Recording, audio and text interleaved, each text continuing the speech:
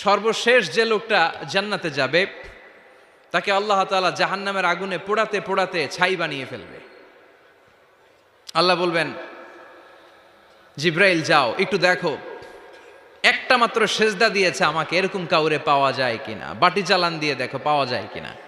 খুঁজে খুঁজে কাউরে পাবে না। আল্লাহ বললেন আবার দেখো, খুঁজে খুঁজে একজনকে পাবে, সামান্য ইমানের ছিটে ফোঁটা তার অন্তরে ছিল। আল্লাহ বলবেন যেহেতু ছিটে ফোঁটা আছে, অনেক মায়ের খাইছে, ওকে বের করে জাহান্নাম থেকে বের করে একটা নির্ধারিত দূরত্বে রেখে দাও। রেখে দেয়া হবে, কিন্তু জাহান্নামের আগুনের লেলিহান শিখাতে তার গা ঝলসে যাবে। সে আল্লাহর ডেকে বলবে, মাবুদ তোমার কাছে আমি কিছু চাই না,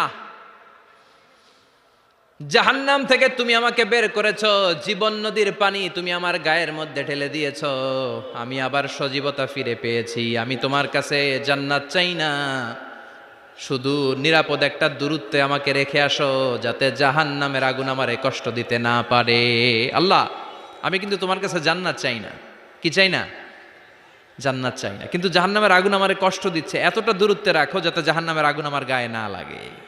আল্লাহ বললেন ওকে রাখবো, কিন্তু আমার সাথে একটা কন্ট্রাক্টে যেতে হবে, যে এটা তোমাকে দিলে তুমি আর নতুন করে কিছু চাবা না।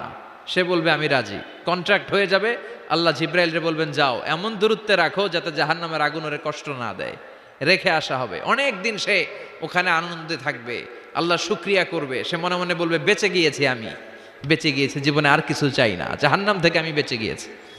অনেকদিন থাকার পরে মনে মনে ভাববে বাইসা তো গেছি, কিন্তু নতুন করে একটু ট্রাই করে দেখি, জাহান্নামের সৌন্দর্যের দৃশ্য একটু চোখ দিয়ে অবলোকন করা যায় কিনা। সে আল্লাহরে ডেকে বলবে, আল্লাহ ইনদি সুআল, আমার একটা ফরিয়াদ আছে। কি ফরিয়াদ?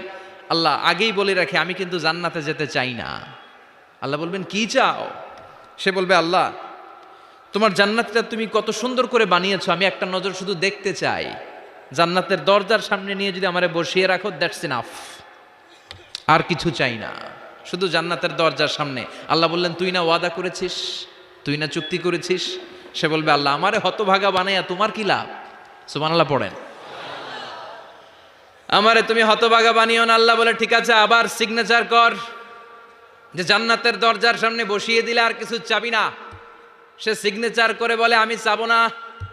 আল্লাহ বললেন জিব্রাইল বেচারারে ধরে জান্নাতের গেটের সামনে বসায় দে। এবার জান্নাতের গেটের সামনে বসে বসে জান্নাতের সৌন্দর্য দেখা শুরু করবে। সুবহানাল্লাহ। এমন সৌন্দর্য যেটা চোখ দিয়ে কেউ দেখে নাই, কান দিয়ে শোনে নাই। ওই সৌন্দর্য চোখে দেখে, কান দিয়ে আওয়াজ শোনে, মাগার ভোগ করতে পারে না।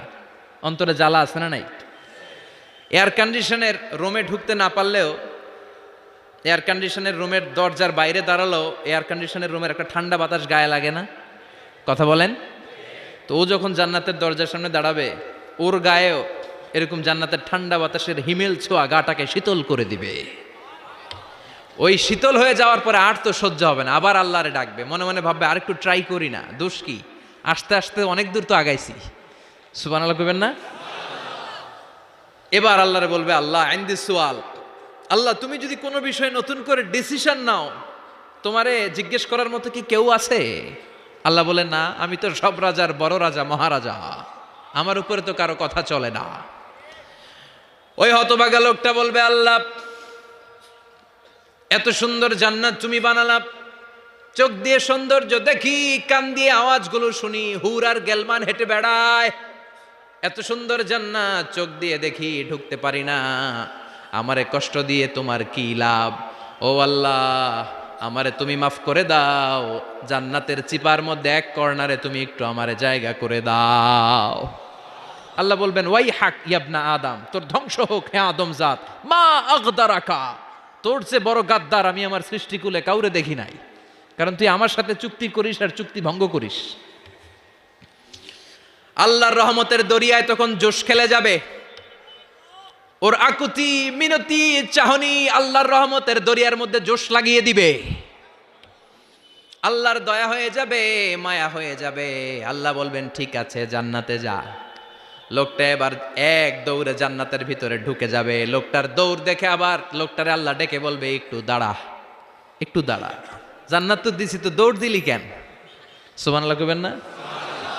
লোকটি বলবে আল্লাহ প্ল্যান তো আমি কম করি নাই, এত চেষ্টার ফলে আমি আসতে পারছি, আবার যদি তুমি বাইর করে দাও, এই জন্য এক দৌড়ে এমন চিপার মধ্যে লুকামো যাতে তুমি আমার না দেখো। আবার আল্লাহর রহমতের দরিয়ায় জোশ খেলে যাবে, আল্লাহ কাছে ডাকবে, কাছে আয়, ও গোলাম তোর কি মনে চায় আমারে বল, আজকে তুই চাইতে থাক, আমি দিতে দিতে তোর মনের সব আশা পূরণ করে দেব। লোকটা খুশি হয়ে বলবে, আল্লাহ আমারে এটা দাও, বাড়ি দাও, গাড়ি দাও, নারী দাও, এটা দাও, ওটা দাও, একের পর এক চাইতে থাকবে, আল্লাহ সব তারে দিতে থাকবে। চাইতে চাইতে লোকটার সব চাওয়া যখন শেষ, সে বলবে, আল্লাহ আর আমার চাওয়ার কিছু নাই। আল্লাহ বলেন, নো, এত তাড়াতাড়ি যে তুমি খেলা শেষ করতে পারবা না মনু, আমার সাথে তোমার এই খেলা আরো লম্বা সময় চলতে হবে, তোমার অনেক কিছু চাইতে হবে। তুই আজকে চাইতে চাইতে তোর সব চাও আমার কাছে বলবি, আর আমি দিতে দিতে তোর জীবন ধন্য করে দেব। সে আবার চাইতে শুরু করবে, আল্লাহ এটা দাও, ওটা দাও, ওটা দাও, আল্লাহ দিতে দিতে সব দিবে। এরপরে বলবে, আল্লাহ মাফও চাই, দোয়াও চাই, আর চাওয়ার কিছু নাই। আল্লাহ বলবেন, তাই ঠিক আছে, তোরে আমি জান্নাতে ঢুকাই দিলাম, তবে মনে রাখিস তোর জান্নাতটা হবে সবচেয়ে ছোট জান্নাত, আর তোর জান্নাতটা হবে এই পৃথিবীর 10 গুণ। চিল্লায় এখন সুবহানাল্লাহ। বুখারীর বর্ণনা, আখিরু মান দাখালাল জান্নাহ, যে লোকটা সর্বশেষ অনেক মাইর খাইয়া রিমান্ডে থাকার পরে জান্নাতে ঢুকবে, তার জান্নাতটা যদি পৃথিবীর 10 গুণ হয়, তাহলে আমাদের সবাইরে ফেরদাউসে ঢুকাতে আল্লাহর কোনো সমস্যা আছে? চিল্লায় বলেন, সমস্যা আছে? এজন্য আমরা আল্লাহর কাছে কোন জান্নাত চাই? কথা বলেন।